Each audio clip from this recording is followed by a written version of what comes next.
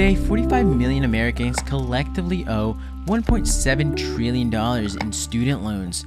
The failure by policymakers, regulators, and industry at every state of the student loan lifecycle have driven 9 million student loan borrowers into default, 2 million behind on payments, and an entire generation of borrowers that have been left behind as student debt impacts their retirement savings, owning a home, forming a family, or even starting a business.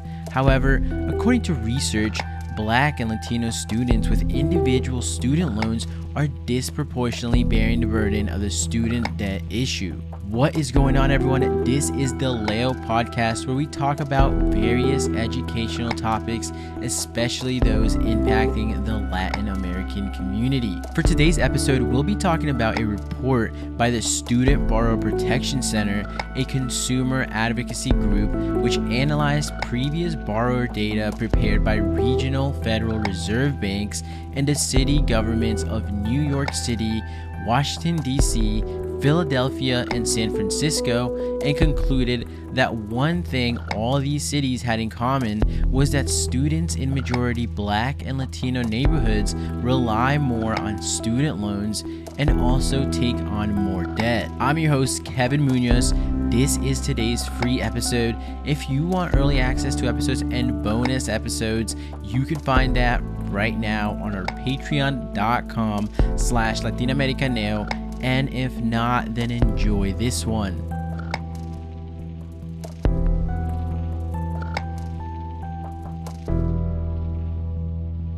What people don't understand, or maybe just refuse to understand, is the racial disparities throughout the student loan life cycle begin way before a promissory note is signed or even before the financial aid award letter arrives. These disparities, proven by the research from the Student Borrower Protection Center, are caused by the racial wealth gap. After taking on more debt than their white peers, Black and Latino students then enter a workforce where discrimination and disparities affect their ability to repay their loans. This systematic racial discrimination when seeking employment and wage discrimination once they are hired leave Black and Latino borrowers shortchanged by a system that delivers fewer financial returns from their education than it does for their white peers. In fact, did you know that Black and Latino families headed by two adults with a college degree earn 80% and 70% respectively of what white families earn with the same education level? This number is even worse for Black women who make 63 cents on every dollar paid to white men with the same degree. This is a vicious cycle. Think about it. Black and Latino borrowers are forced to borrow more than their white peers, yet systematic discrimination causes these borrowers to earn less throughout their careers, resulting in only adding to an already crippling student debt burden. By piling hundreds of billions of dollars in new debt on the communities that are least able to shoulder this burden, the student debt crisis has become a key structural feature of the sharply unequal 21st century American economy. So let's talk about the facts and the numbers, because data matters. Now, according to a report by the Consumer Financial Protection Bureau titled "The Significant Impact of Student Debt on Communities of Color," 90% of Black and 72% of Latino students take out loans to attend college in comparison to 66% of white students. And on average, Black borrowers take on nearly 50% more debt for a bachelor's degree than white peers. On average, 20 years after starting college, the median Black borrower still owes 95% of their original student debt balance, while the median white borrower has paid down almost 95% of their original balance. 12 years after starting college, the median Latino borrower still owes 83% of their initial student loan balance, while the median white borrower owes only 65% of their original balance.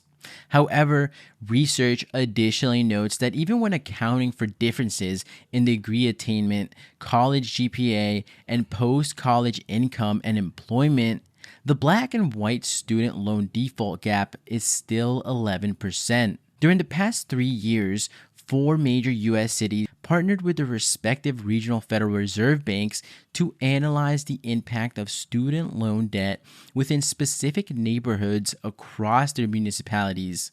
These reports collectively offer a comprehensive look into the systematic disparities that exist within our student loan system, and in particular within the Black and Latino communities. Don't go anywhere. We'll be right back after this quick break. You're listening to the Leo Podcast. I'm Kevin Munoz. Support for today's episode comes from my Patreons. If you enjoy the show and are looking for bonus content and to further support the show, then head on over to patreon.com/latinamericaneo or visit my website latinamericaneo.org to join the growing Leo Podcast community. Because the learning doesn't stop with this episode. There's also some sick merch on my website, everything from shirts, coffee mugs, and tote bags. All info will be at the bottom in the show notes. Now let's get back to today's episode. So let's go over their findings. What was common across all these municipalities is 1. Black and Latino communities shoulder increased borrowing and debt burdens.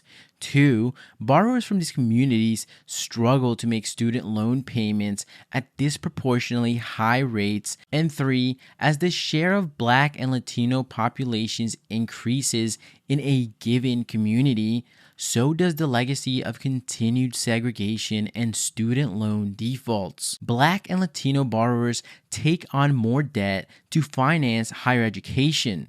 Nationwide, the student loan borrowing rate in Black majority and Latino majority zip codes is 27% and 17% respectively. For white majority zip codes, it is only 14%. In fact, the highest and fastest growing student loan balances nationwide are found in majority Black communities. The average student loan balance is highest in Black majority areas at more than $37,000, roughly $3,000 higher than the national average. Let's take a look at the Federal Reserve data by individual municipalities, which raises an even greater cause for alarm. For starters, Washington, D.C. over the last decade, the highest rate of growth in student debt in the District of Columbia were concentrated in majority Black communities. During that time, median student debt balances in the district increased in majority Black neighborhoods like Brookland and Deanwood by as much as 217%, while median debt balances decreased by up to 30% in neighborhoods like Adams Morgan, DuPont Circle, and Foggy Bottom, none of which are less than 2/3 white. 6 of the 8 neighborhoods with the fastest growing rates of student debt are majority minority, and in fact, 5 of those 8 neighborhoods are at least 72% non-white. For Philadelphia, the ratio of median student loan debt to median annual income is roughly 2 times as high across neighborhoods that are at least 80% non-white when compared to neighborhoods that are at least 80% white. That's 63% versus 32%. For San Francisco, the ratio of student loan debt to income is twice as high in majority minority neighborhoods as it is in majority white ones. In New York City, the burden of student debt is heaviest among Black and Latino communities.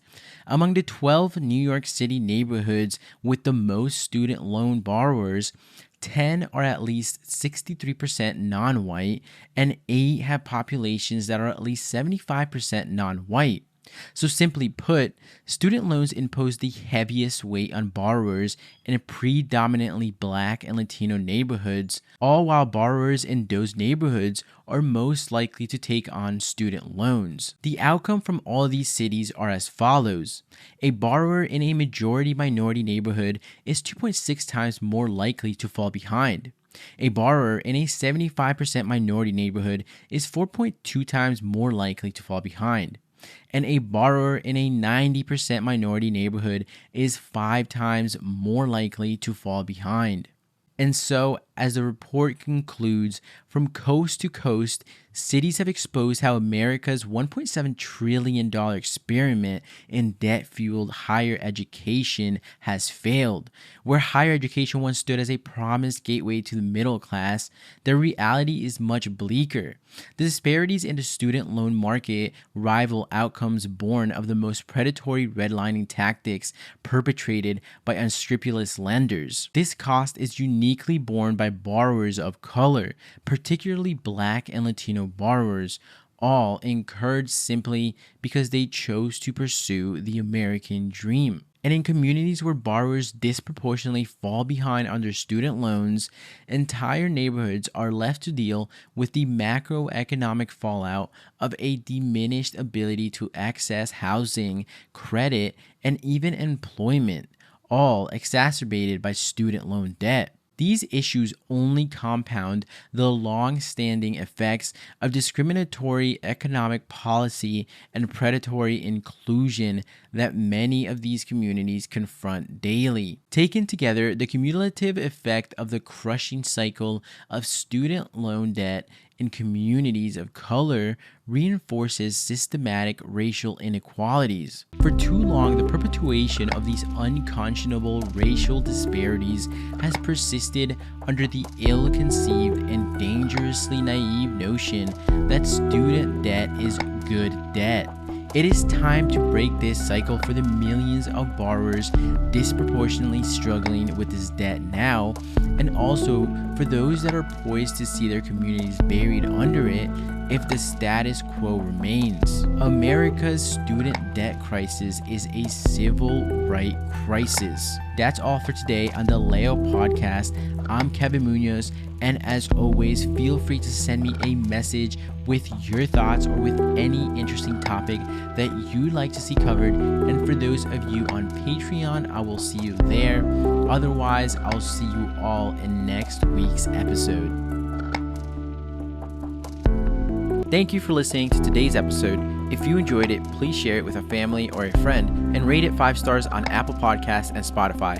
It helps tremendously in order to bring more awareness and educational resources to our community. For more information and to stay up to date with what I'm doing, you can follow me on Instagram at Latinoamericaneo. And if you need more information and resources, you can visit my website, latinoamericaneo.org. I'm Kevin Munoz. This has been the Leo Podcast, and I'll see you next time.